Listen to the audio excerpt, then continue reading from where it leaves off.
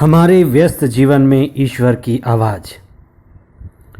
ईसा ने कई ऐसे लोगों को देखा जो दुखी थे, निराश थे, चिंतित थे, इसलिए कि क्या खाएंगे, क्या पहनेंगे, मेरा भविष्य क्या होगा, मेरे जीवन में क्या रखा है। इस तरह से चिंतित लोगों को देख करके ईसा ने उनसे कहा, चिंता मत करो।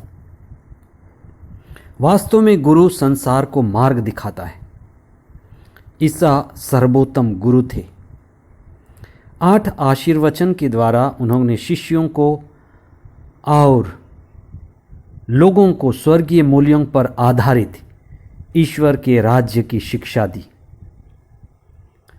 आज के सुसमाचार, संत मत्ती के सुसमाचार अध्याय 6 पद संख्या 33 में ईसा ने लोगों के लक्ष्य और लोगों के जीवन के उद्देश्य के बारे में कहा है कि मनुष्य का इस संसार में सबसे पहला कर्तव्य, सबसे पहला ध्येय, उद्देश्य ईश्वर और उसके राज्य की खोज करना है।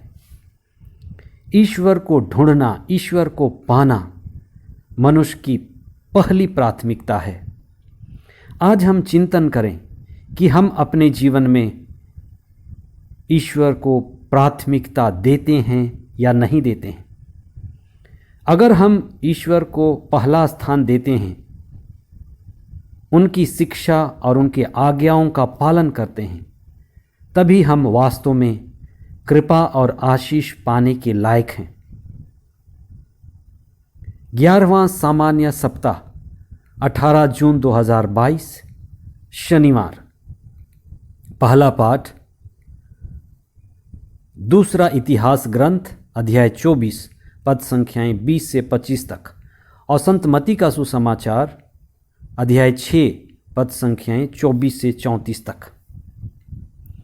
ईसा की सबसे महत्वपूर्ण शिक्षा है कि व्यक्ति ईश्वर की अधीनता स्वीकार करे। ईसा इस दुनिया में ईश्वर का राज्य लेकर के आए, इसलिए उन्होंने कहा, स्वर्ग का राज यहाँ है, प्रवेश करो। वे स्वयं ही ईश्वर का राज लेकर के आए थे। उनकी शिक्षा में उनको अपनाने में स्वर्ग का राज्य मिलता है।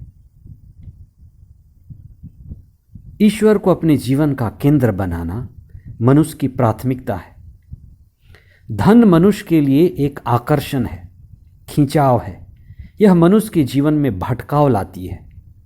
व्यक्ति भ्रम में पड़ जाता है और धन के आकर्षण से, धन की आसक्ति से धन का गुलाम हो जाता है। धन ही उसे ईश्वर मालूम पड़ता है। यह व्यक्ति का भ्रम है। धन को स्वामी समझना मूर्खता है। संत लूकस के सुसमाचार अध्याय 12 पद संख्या 16 और उसके आगे ईसा ने एक धनी मूर्ख की बात कही है, क्योंकि वह व्यक्ति धनी था, लेकिन ईसा ने उसे मूर्ख कहा क्योंकि वह धन पर अपना दृढ़ विश्वास रखता था। प्रभु यह कहता है, रे मूर्ख, आज की रात तुमसे तुम्हारा जीवन ले लिया जाएगा, फिर उस धन का क्या होगा। प्रभु सिखाना चाहते थे कि धन साधन है, जीवन के लिए आवश्यक है, उपयोगी है, लेकिन वह स्रोत नहीं है। उसे केंद्र ना बनाओ। धन का सदुपयोग आध्यात्मिक उन्नति के लिए करो। धन की आसक्ति में मत पड़ो। आज के सुसमाचार में ईसा ने एक बार नहीं, कई बार यह कहा, चिंता मत करो। प्रभु पर, पिता ईश्वर पर दृढ़ विश्वास रखो। पिता ईश्वर ही जीवन का स्रोत है, जीवन का मालिक है, दाता है। पिता ईश्वर हमारा ख्याल रखता है। खेतों के फूलों को देखो, आकाश के पक्षियों को देखो, ये सभी ईश्वर के द्वारा संभाले जाते हैं। मनुष्य तो ईश्वर की ही संतान है। ईश्वर क्यों मनुष्य को नहीं संभालेगा? ईश्वर ने मनुष्य को अपनी ही आत्मा प्रदान की है, अपना प्रतिरूप बनाया है। मनुष्य विशेष रूप से आत्मापूर्ण जीवन जीने के लिए, चेतनापूर्ण जीवन जीने के लिए, आध्यात्मिक और धार्मिक जीवन जीने के लिए बनाया हुआ है। ईश्वरीय जीवन जीने के लिए मनुष्य विशेष रूप से सृजित हुआ है। इसलिए खाने पीने, कपड़े पहनने, ओढ़ने की चिंता मनुष्य के लिए शोभा नहीं देती। खाने पीने की व्यवस्था ईश्वर निश्चित रूप से करता है।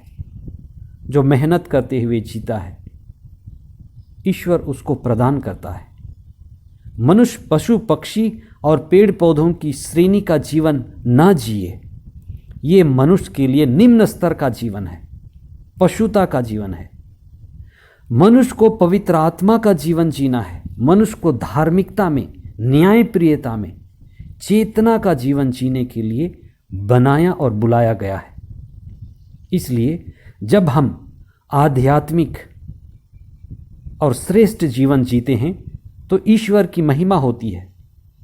जब हम शारीरिक जीवन जीते हैं तो हम पशुता का जीवन जीते हैं, पेड़ पौधों, पशु पक्षियों के स्तर का जीवन जीते हैं, जो हमारे लिए उचित नहीं है। जब हम ईश्वर केंद्रित हैं, ईश्वर में विश्वास करते हैं और प्रार्थना में जीवन जीते हैं, तब हम ईश्वर की संतान हैं। आइए हम विशेष रूप से प्रार्थना करें कि ईश्वर ने हमें जिस उद्देश्य से बनाया है, हम उस पर खरे उतरें। ईश्वर ने सारी सृष्टि को मनुष्य के लिए बनाया, और जब मनुष्य को बनाया तो अपने द्वारा बनाया, अपनी ही आत्मा हमें दिया। हम उनके अंश हैं और सारी सृष्टि पर उसने अधिकार करने के लिए कहा है कि सारी सृष्टि को हमें ईश्वर के आत्मा के बारे में, ईश्वरीय ताकत, ईश्वरीय जीवन के बारे में बताना है। आइए हम प्रार्थना करें। हे सर्वशक्तिमान पिता ईश्वर, धन्यवाद देते हैं कि आपने प्रभु यीशु को इस दुनिया में भेजा कि हम आध्यात्मिक जीवन जिएं, ईश्वर केंद्रित जीवन जिएं। हमारे अंदर भविष्य को लेकर के, खाने पीने, स्वास्थ्य और जीवन की बातों को लेकर के कई चिंताएं लगी रहती हैं।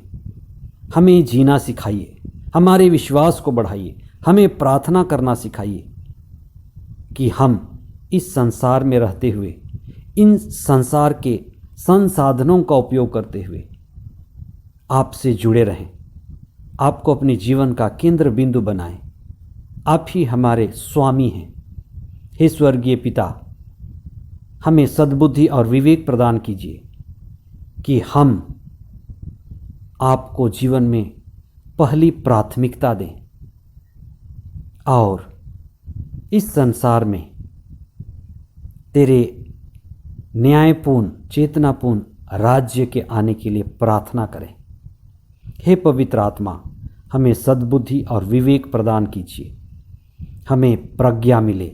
ये प्रार्थना हम करते हैं हमारे प्रभु ख्रिस्त के द्वारा। आमीन।